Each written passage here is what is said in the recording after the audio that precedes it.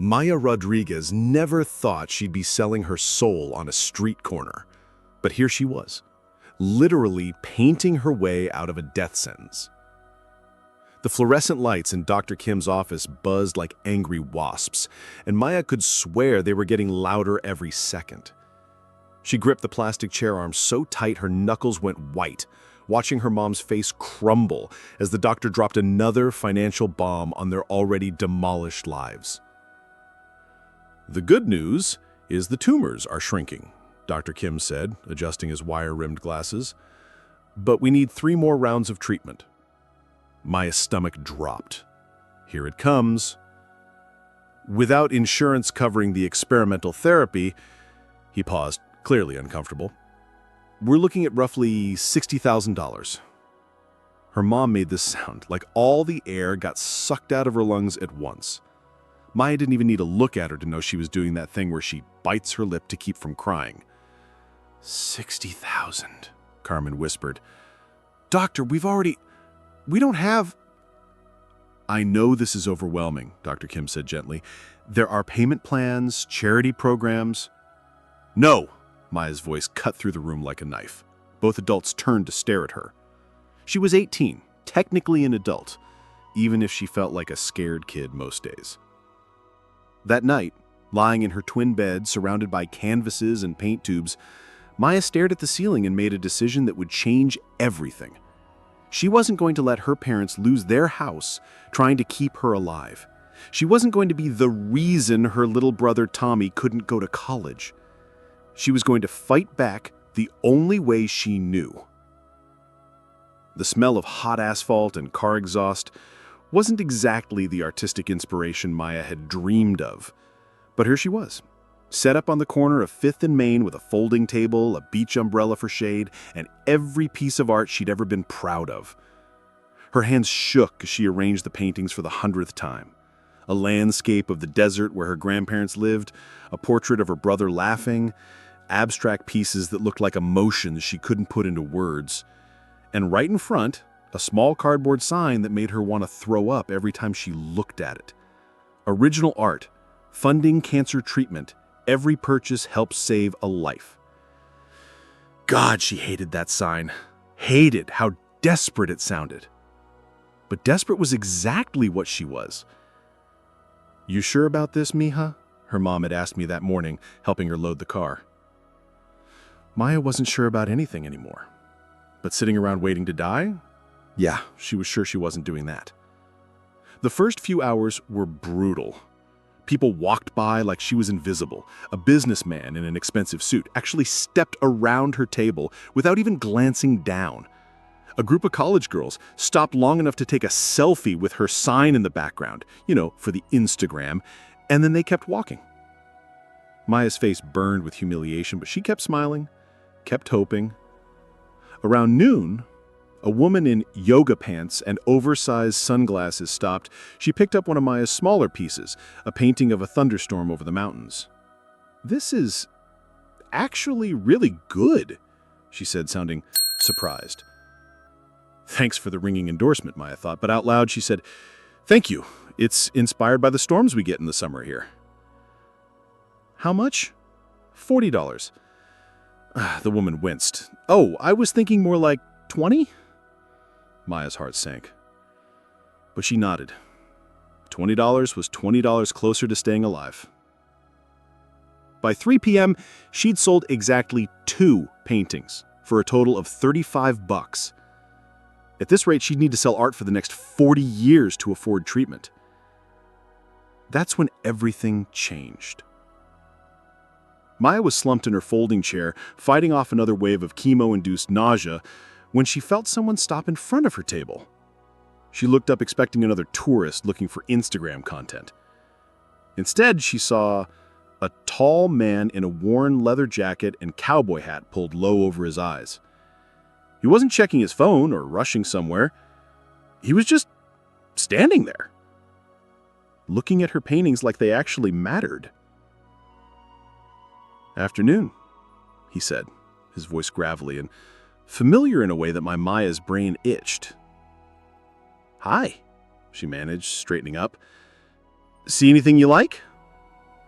He didn't answer right away, just moved slowly from painting to painting, his weathered hands clasped behind his back. When he stopped in front of her favorite piece, a black and white landscape of a lone cowboy silhouetted against an endless sky, something in his posture changed. "You paint this?" he asked. "Yeah, it reminds me of my grandfather's stories about working ranches in Arizona." He nodded slowly. "Good technique. Captures something real." Maya blinked. Most people either gushed about how pretty her work was or ignored it completely. This guy talked about it like it was actual art. "You been painting long?" he asked. "Since I was little. It's kind of the only thing I'm good at." Maya paused, then decided to hell with it. What did she have to lose? "It's the only thing that makes sense right now, anyway." "Rough patch?" Maya laughed, but it came out bitter. "You could say that. Fighting cancer and losing mostly. But hey, at least I'm losing with style, right?" The man's piercing blue eyes, Jesus, they were familiar, studied her face. "You're not losing. Tell that to my bank account." He picked up the cowboy painting, turning it slightly in the afternoon light. "How much for this one, kid?" $150. Maya held her breath. It was her highest price, and she was prepared for him to walk away like everyone else who'd asked about her expensive pieces. Instead, he reached into his jacket and pulled out a checkbook. An actual checkbook. Who the hell carried those anymore? "What's your name, kid?" "Maya. Maya Rodriguez."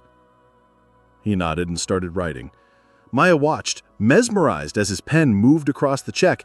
When he tore it off and handed it to her, she nearly dropped it. The amount wasn't $150. It was $50,000. Maya's vision went fuzzy around the edges. The number swam before her eyes like something her chemo-fried brain had hallucinated. This has to be a mistake," she whispered. The man adjusted his hat, and for the first time Maya got a clear look at his face.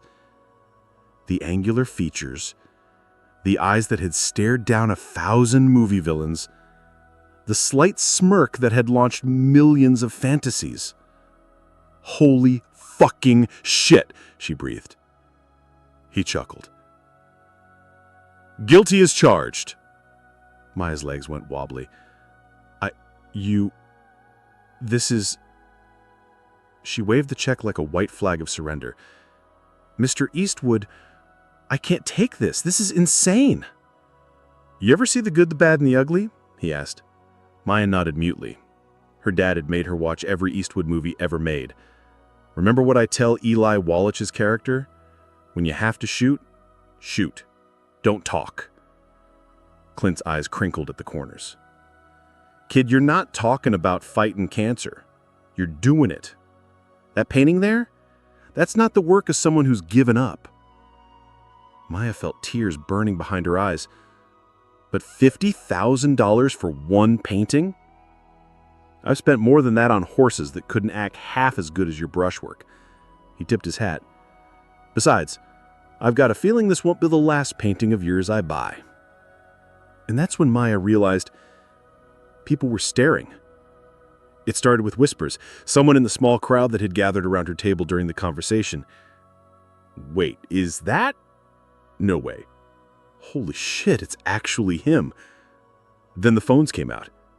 Maya watched in stunned silence as a dozen people suddenly materialized around her little art stand, all trying to get pictures of Clint Eastwood casually buying a painting from a teenage street artist. Excuse me. A woman in a business suit pushed through the crowd. "Mr. Eastwood, I'm with Channel 7 News. Can you tell us what's happening here?" Clint looked at the reporter like she'd asked him to explain quantum physics. "I bought a painting. Last I checked, that wasn't news." "But for $50,000? From a teenage street artist?" Maya cringed. God, when they put it like that, it sounded even more insane. "You see that painting?" Clint pointed to the cowboy landscape, now tucked under his arm. "That's worth more than most of the garbage hanging in galleries downtown. Kid's got talent. And the Cancer Treatment Fund? The reporter pressed. Are you aware that this young woman is selling her art to pay for chemotherapy? Clint's jaw tightened almost imperceptibly. Maya had seen that look in his movies, usually right before he shot someone. Ma'am, he said quietly, there are a lot of people in this world who give up when life gets hard. And then there are people who pick up a paintbrush and fight back. I know which kind I prefer to do business with. The crowd was growing. Maya could hear more whispers, more phones clicking pictures. Someone was live streaming on Instagram. This was getting out of control. But then something beautiful happened. A man in a Lakers jersey pushed through the crowd and slapped $200 bills on Maya's table. I'll take that one, he said, pointing to her storm painting. And I want this. A teenage girl grabbed the portrait of Tommy. How much for the desert sunset? Do you take Venmo? I don't care what it costs. I want to buy something. Within minutes, Maya's entire collection was gone. Sold. People were pressing money into her hands, taking paintings, asking for her contact information for commissioned work. The little cardboard sign about cancer treatment had been trampled in the rush. Maya sat in her folding chair, clutching that impossible check, watching her art disappear into the hands of strangers who suddenly cared because Clint Eastwood had cared first. When the crowd finally dispersed, Maya found herself alone with an empty table and a pocket full of cash. Well, not completely alone. Clint was still there, leaning against the lamppost with an amused expression. You okay, kid? Maya laughed. A real laugh this time, not the bitter one from earlier. I think I just became the world's most accidentally successful street artist. Nothing accidental about it. You're good. I've got an eye for these things. Why? Maya asked. Why me? Why today? Clint was quiet for a long moment, looking out at the busy street where people were already going back to their normal lives. My daughter, he said finally, had cancer when she was about your age. Different time, different situation, but he shrugged. She fought like hell. Reminded me of someone I knew. Maya's throat tightened. She wanted to ask if his daughter was okay, but something in his expression told her that was a story for another day. Thank you, she whispered, for everything. Clint tipped his hat one more time. Just promise me something. Anything. Keep painting. The world needs more fighters like you. Then with that, he walked away, disappearing into the crowd like some kind of guardian angel in a cowboy hat. Maya's phone started buzzing before she even made it to her car. The first call was from her mom. Mija, what is happening? Mrs. Chen from next door is texting me links to news articles with your picture. Then her best friend Zoe. Maya, what the actual F is happening? You're on Twitter. Then numbers she didn't recognize. Reporters, gallery owners, art collectors. People wanting interviews, wanting to buy paintings, wanting to tell her story. By the time she got home, hashtag Maya and Clint was trending on Twitter. The video someone had taken of Clint handing her the check had over 2 million views. Her inbox was flooded with emails from around the world. Your story inspired me to start painting again after my own cancer diagnosis. My gallery in San Francisco would love to represent you. Netflix is interested in discussing film rights to your story. Maya sat on her bed, surrounded by the chaos of her suddenly famous life, and cried. Not sad tears, relieved tears, grateful tears. Holy shit, I might actually live tears. 3 weeks later, she walked into Dr. Kim's office with a check for the full amount of her treatment. The experimental therapy that had seemed impossibly out of reach was now just another step in her recovery. Maya, Dr. Kim said, shaking his head in amazement, in 30 years of oncology, I've never seen anything like this. Yeah, well, Maya grinned, I've got friends in high places now.